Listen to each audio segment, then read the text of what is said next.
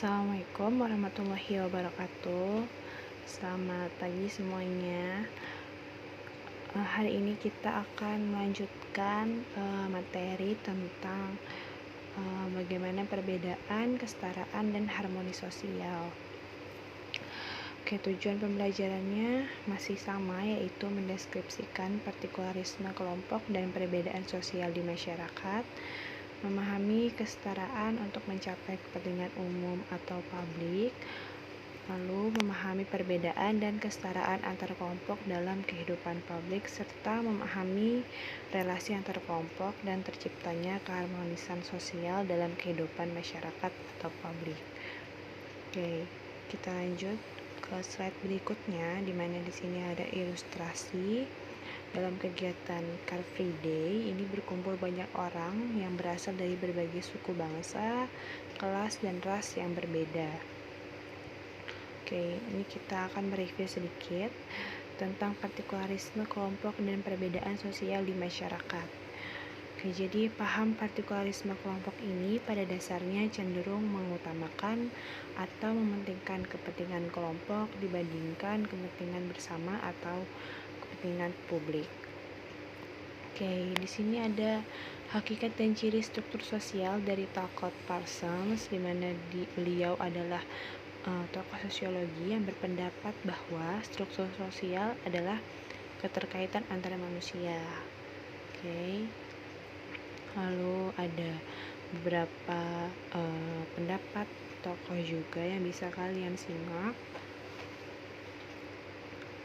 Lalu di sini ada pendapat bahwa Indonesia adalah salah satu contoh intersex social structure karena terdiri dari berbagai suku bangsa, agama, dan ras. Oke, kita akan mengulang sedikit tentang diferensiasi sosial, di mana menurut Kamus Sosiologi, diferensiasi adalah klasifikasi atau penggolongan terhadap perbedaan-perbedaan tertentu yang biasanya sama atau sejenis. Lalu, kemajemukan sosial ditandai adanya perbedaan-perbedaan berikut. Ada berdasarkan ciri fisik, berdasarkan ciri sosial, dan berdasarkan ciri budaya, di mana berdasarkan ciri fisik ini timbul karena perbedaan ciri-ciri fisik tertentu, misalnya warna kulit, bentuk rambut, bentuk mata, dan bentuk hidung. Lalu ada berdasarkan ciri sosial, diferensiasi ini timbul karena adanya perbedaan pekerjaan yang menimbulkan perbedaan cara pandang dan pola perilaku dalam masyarakat. Lalu yang ketiga, berdasarkan ciri budaya, diferensiasi budaya berhubungan erat dengan pandangan hidup suatu masyarakat menyangkut dengan nilai yang dianutnya, seperti religi, sistem kekeluargaan, keuletan, dan ketangguhan. Lalu ada bentuk-bentuk diferensiasi sosial. Di sini Indonesia memiliki diferensiasi suku bangsa atau etnis. Nah, salah satu etnis di Indonesia adalah suku Ngada yang berasal dari Kepulauan Nusa Tenggara. Oke, lalu ada diferensiasi ras. Oke, ras adalah kelompok manusia yang memiliki ciri-ciri fisik bawaan yang sama. Apabila kita menyebut satu kelompok ras tertentu, maka ciri yang kita kemukakan adalah ciri fisiknya, bukan ciri budayanya. Oke, lanjut. Lalu ada 3 kelompok ras utama manusia. Ada ras Mongoloid, ras Negroid, dan ras Kaukasoid. Yang harus kalian pahami, ras Mongoloid adalah memiliki kulit kuning dan coklat. Lalu ras Negroid yaitu memiliki kulit hitam. Ras Kaukasoid memiliki kulit putih. Berarti kita termasuk ras apa tuh? Ras Mongoloid ya rata-rata. Lalu ada diferensiasi suku bangsa atau etnis. Di sini suku bangsa merupakan hasil dari sistem kekerabatan yang lebih luas. Masyarakat dalam sistem kekerabatan ini tetap percaya bahwa mereka memiliki ikatan darah dan berasal dari nenek moyang yang sama. Lalu di sini ada suku bangsa Indonesia seperti yang kemarin sudah kita bahas, ada Pulau Sumatera, itu suku Padang, Pulau Jawa suku Jawa, Pulau Kalimantan suku Dayak. Lalu ada diferensiasi klan. Klan sering juga disebut kerabat, keluarga besar atau keluarga luas atau extended family. Klan merupakan kesatuan genealogis, kesatuan keturunan religio magis, kesatuan kepercayaan, dan tradisi, kesatuan adat. Yang sudah kita bahas minggu lalu, dua bentuk klan utama di Indonesia, matrilineal dan patrilineal. Klan Minangkabau biasanya, lalu patriarkinya klan Batak. Oke. Lanjut ke diferensiasi agama.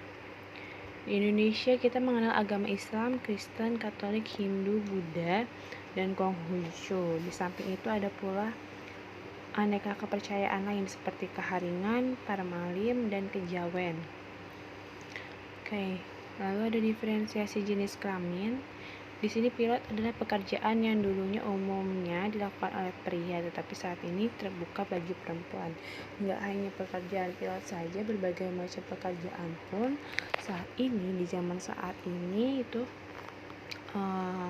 wanita pun atau perempuan sudah bisa melakukan pekerjaan yang bisa dilakukan oleh laki-laki. Oke. Lanjut ke diferensiasi profesi. Ini merupakan pengelompokan masyarakat yang didasarkan pada jenis pekerjaan atau profesinya. Profesi dalam kehidupan sehari-hari sering disebut dengan pekerjaan. Nah, profesi biasanya berkaitan dengan suatu keterampilan khusus. Jadi dalam profesi pun kita juga akan memiliki perbedaan dengan satu sama lain. Lalu kita langsung masuk ke materi baru di mana kita akan membahas tentang stratifikasi sosial. Di mana ini adalah hubungan yang vertikal ya. Di sini ada tokoh sosiologi Max Weber yang mendefinisikan bahwa stratifikasi sosial sebagai penggolongan orang-orang yang termasuk dalam suatu sistem sosial tertentu ke dalam lapisan-lapisan hierarki menurut dimensi kekuasaan, hak istimewa, dan prestis. Oke, jadi di dalam masyarakat terdapat berbagai profesi. Salah satunya adalah profesi buruh seperti di pabrik tekstil. Oke, faktor penyebab stratifikasi sosial yaitu faktor-faktornya adalah kemampuan atau kepandaian, umur, fisik, jenis kelamin, sifat keaslian keanggotaan masyarakat, dan harta benda. Misalnya, seseorang dengan fisik yang kuat dapat melindungi orang yang lemah, dan orang yang pandai dan bijak akan dijadikan pemimpin dalam masyarakat. Nah, di sini ada dasar stratifikasi sosial dalam masyarakat. Ini ada dasarnya, ada kekayaan, kekuasaan, dan keturunan. Di mana kekayaan ini berkaitan erat dengan pendapatan. Jadi semakin besar pendapatan seseorang, itu semakin besar pula kesempatan baginya untuk memiliki banyak harta. Nah, lalu ada kekuasaan. Di sini kekuasaan berkaitan dengan kemampuan seseorang untuk menentukan kehendaknya terhadap orang lain atau yang dikuasai. Lalu ada keturunan.